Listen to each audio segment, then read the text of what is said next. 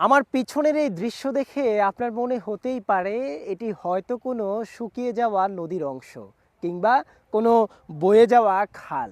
কিন্তু দর্শক, এটি কোনো খাল কিংবা শুকিয়ে যাওয়া নদীর অংশ নয়। এটি সদ্য মাত্র কিছুদিন আগেও এই জমিতে ফসল ফলতো, সেটিকে কেটে বর্তমান এরকম খালের মতো করা হয়েছে। তবে এটি খাল থাকবে না, কিছুদিনের মধ্যেই এটির শ্রেণী পরিবর্তন হবে। হয়তো এখানে বালু ফেলে হয়তো ফ্যাক্টরি গড়ে উঠবে, নয়তো আবাসন কোনো প্রকল্প।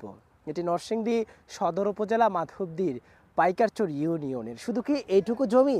আমি যদি আপনাদেরকে আর পিছনটাতে দেখাই, হয়তো এই দেখতে পাচ্ছেন পুরো জমি, অর্থাৎ যতদূর চোখ যায় ততদূর শুধুমাত্র এই ব্যারিকেডই দেখাচ্ছে, অর্থাৎ মাটি দিয়ে তার আবাসন প্রকল্প গড়ে তুলছে এখানকার হয়তো যে কোম্পানি কিনেছে সেই কোম্পানি। এই জমির শ্রেণী পরিবর্তন মুহূর্তেই হয়ে যাচ্ছে। যে জমিগুলোতে ফসল ফলতো বছরের পর বছর, হাজার বছর পর, যে জমিগুলো ফসলের আবাদযোগ্য হয়েছিল, সেই আবাদযোগ্য ফসলি জমিগুলো তার শ্রেণী পরিবর্তন করে আবাসনে চলে যাচ্ছে। এর জন্য আসলে দায়ী কে? এর জন্য আসলে আমাদের কি মাসুল গুনতে হবে? প্রকৃতি একদিনে তৈরি হয় না। 1 ইঞ্চি উর্বর ফসলি মাটি তৈরি হতে সময় লাগে প্রায় 200 থেকে 500 বছর।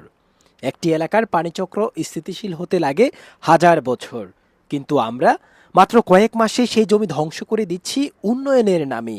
আজ বাংলাদেশে আবাসন, শিল্প ও বাণিজ্যিক প্রকল্পের জন্য দ্রুত হারিয়ে যাচ্ছে উর্বর ফসলি জমি। প্রশ্ন উঠছে, এই উন্নয়ন কি আদৌ টেকসই? বিশেষজ্ঞরা বলছেন, মরুভূমির জলবায়ু মানুষ চাইলেই বদলাতে পারে না। এই কারণেই সৌদি আরবের মতো ধনী দেশ নিজেদের মরুভূমিতে কৃষিকাজ সীমিত করে দিয়েছে। তারা খাদ্য আমদানি করছে, এমনকি বিদেশের দেশগুলোতে গিয়ে কৃষিজমি লিজ নিচ্ছে। কারণ তারা বুঝেছে কৃত্রিম ব্যবস্থায় খাদ্য উৎপাদন অর্থনৈতিকভাবে টেকসই নয়। অথচ বাংলাদেশ প্রাকৃতিকভাবেই পেয়েছে উর্বর জমি, পর্যাপ্ত বৃষ্টিপাত, নদী ও ভূগর্ভস্থ পানির সুবিধা। কিন্তু সেই জমিতেই এখন বালু ফেলে ভরাট করা হচ্ছে, পার বাঁধা হচ্ছে, গড়ে উঠেছে আবাসন ও শিল্প প্রতিষ্ঠান।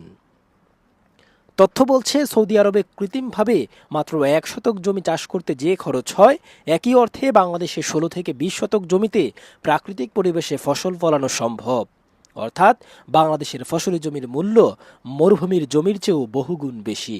আইন অনুযায়ী কেউ নিজের ইচ্ছে মতো ফসলি জমির শ্রেণী পরিবর্তন করতে পারে না। আবাসন বা শিল্প স্থাপনে সরকারি অনুমোদন বাধ্যতামূলক। তবুও প্রশ্ন থেকে যায়, এই জমিগুলো কিভাবে বদলে যাচ্ছে? নরসিংদী সদর উপজেলা মাধবদী এলাকার পাইকারছড়ি ইউনিয়নের বালাপুর গ্রাম, একই সঙ্গে পুরাতন রেল লাইনের পাশে আবদুল্লা বাজার সংলগ্ন বিস্তীর্ণ ফসলি জমিতে চলছে পার বাঁধা ও বালু দিয়ে ভরাটের কাজ। স্থানীয়দের ভাষ্য, এই জমিতেই একসময় ধান, সবজি ও নানা ফসল উৎপাদন হতো। বিষয়টি জানতে নরসিংদী সদর উপজেলা ভূমি অফিসের সহকারী কমিশনার সিনথিয়া হোসেন জানান, তিনি বিষয়টি গুরুত্বের সঙ্গে দেখছেন। পরবর্তীতে পাইকারচর ইউনিয়ন ভূমি অফিসের নায়েব পাপিয়া সুলতানা ঘটনাস্থল পরিদর্শনও করেন বলে আমরা জানতে পারি।